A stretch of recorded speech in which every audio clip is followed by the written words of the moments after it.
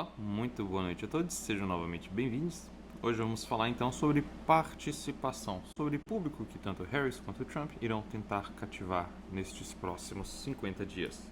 Como falamos alguns vídeos atrás, a empolgação com a campanha de Harris é palpável.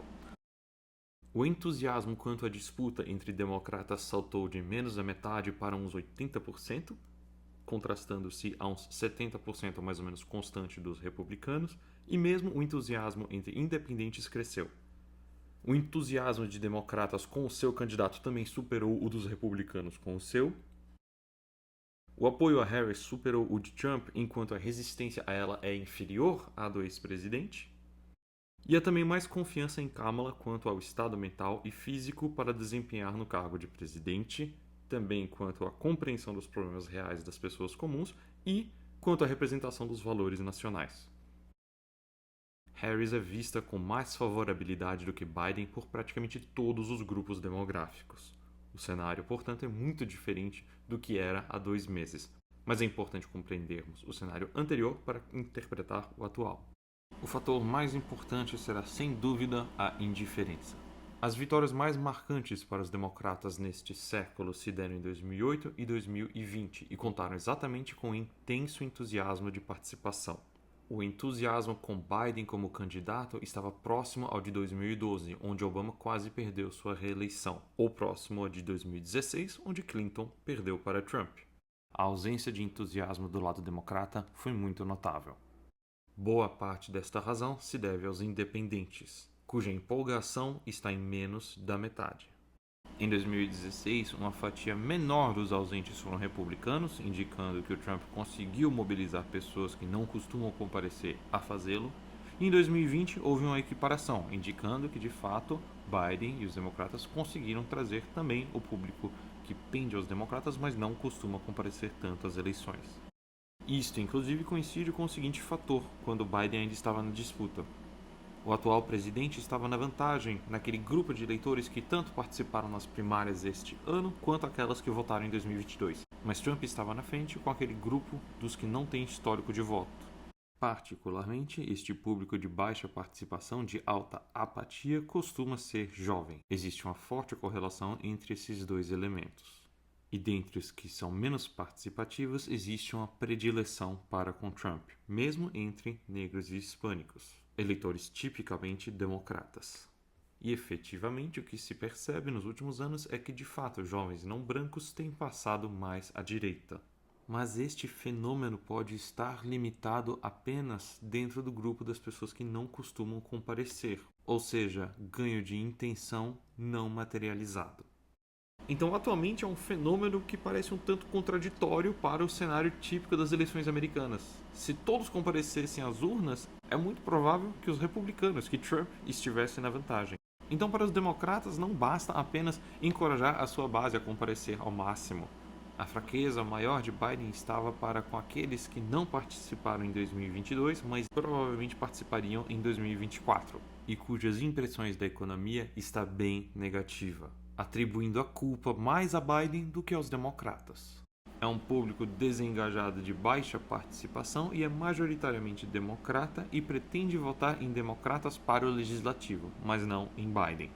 Novamente, as pessoas que não votaram nem em 20 nem em 22, as pessoas que não prestam atenção no noticiário, que consomem mais notícia via rede social e que não prestaram atenção na convicção do Trump, tinham menos resistência a ele. Este fenômeno está tão bem estabelecido que a campanha do Trump tem uma força-tarefa dedicada exclusivamente a incitar o comparecimento às urnas. Este perfil de independentes não participativos de baixo comparecimento é curioso e vamos compará-lo então ao de double haters, aqueles que detestavam ambas as opções, Biden e Trump. 2/3 das pessoas deste grupo acreditavam que Trump deveria cair fora depois de suas convicções. Um número maior do que a metade das pessoas com esse baixo potencial de comparecimento eleitoral. Similarmente ao grupo daqueles menos engajados, menos participativos, o grupo de double haters costuma ser mais jovem, mais hispânico, mais negro, além de também mais feminino, ser residente mais urbano e também menos religioso. mas esses tinham a predileção para participar e votar em Kennedy ou uma outra terceira via. Muito embora, após as convicções de Trump, a maioria tenha voltado para o campo de Biden, até mesmo antes de voltar para o campo de Harris. Então voltemos nossas atenções a ela.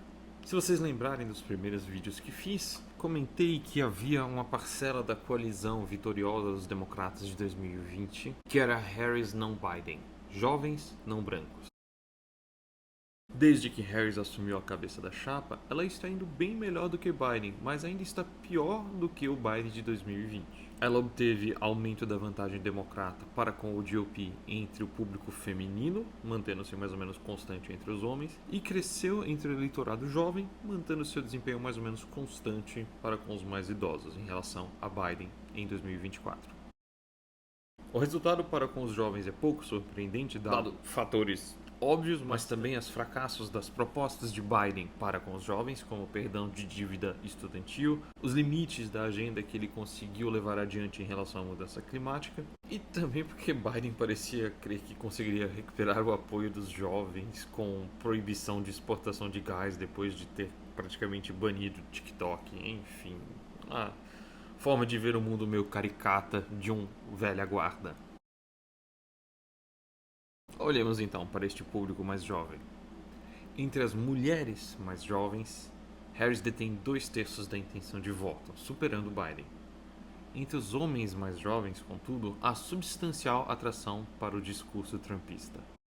É um público que parece sofrer de alguma ansiedade existencial quanto ao seu lugar em um mundo cujas mudanças divergem do que lhes foi retratado e prometido.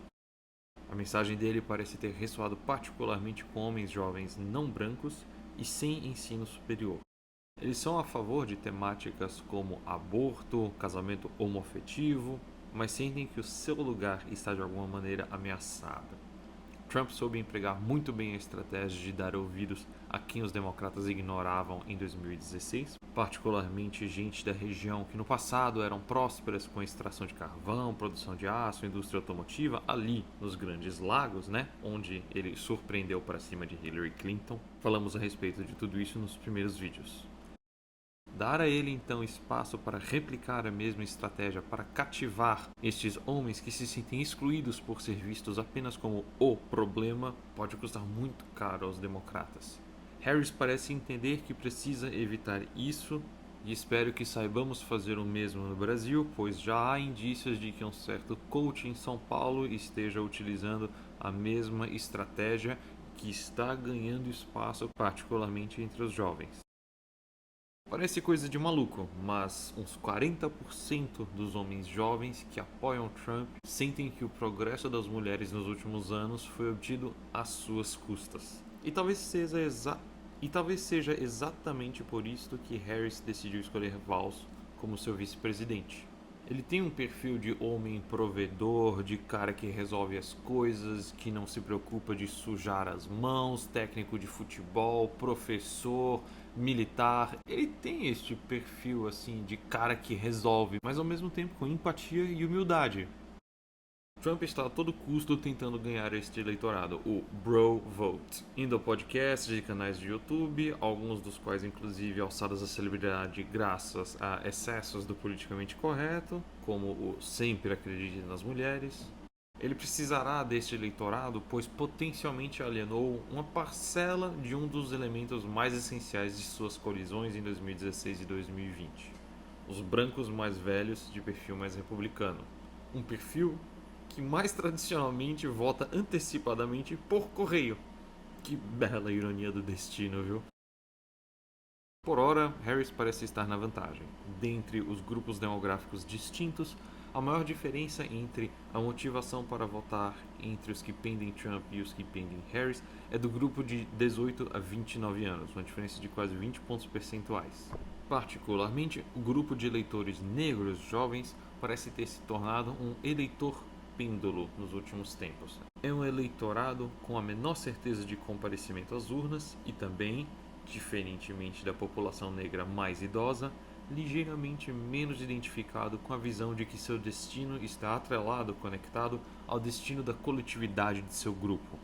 Basta relembrar o movimento dos direitos civis, o Martin Luther King, todo o movimento das Panteras Negras dos anos 60, 70. A população negra mais jovem não vivenciou isto. Mas até os que vivenciaram estes momentos estavam de acordo com os mais jovens. Havia uma palpável falta de mobilização da comunidade negra para com Biden. Frustração quanto à economia e custo de vida, perda de trabalho mais qualificado, principalmente em manufatura e indústria, questões sobre a fronteira e a imigração, a questão de nenhuma reforma no sistema criminal ou mesmo de supressão eleitoral ter passado nos anos Biden, também a questão do envio de bilhões para a Ucrânia e, ainda pior na ótica deles, Israel, enquanto muitos problemas de pobreza não eram resolvidos domesticamente, de Biden de conseguir comunicar todos os seus esforços para perdão de dívida estudantil e investimento em colégios negros, se perdeu com a realidade do que a Suprema Corte Americana fez, revogando uma série de decisões feitas na era dos direitos civis que favoreciam a comunidade negra e foram extirpados nos últimos anos. O fato é que Harris parece ter ganhado espaço para com o eleitorado negro, embora ainda esteja atrás dos números de Biden em 2020. Enquanto manteve-se estagnada com latinos, ganhou espaço com o eleitor rural, enquanto manteve-se mais ou menos o mesmo de Biden para com o eleitor urbano. Por ora, o que vimos é que a empolgação para com Kamala resultou em um aumento de novos registros eleitorais, particularmente entre mulheres negras e latinas. Ambos os candidatos focarão em estimular o comparecimento de seus eleitores menos participativos. Se por um lado Kamala acabou de ganhar um presentão a este respeito, pelo outro, Trump parece continuar insistindo em fazer inimigos ao invés de amigos. Por hoje é só, obrigado pela atenção, até o próximo vídeo.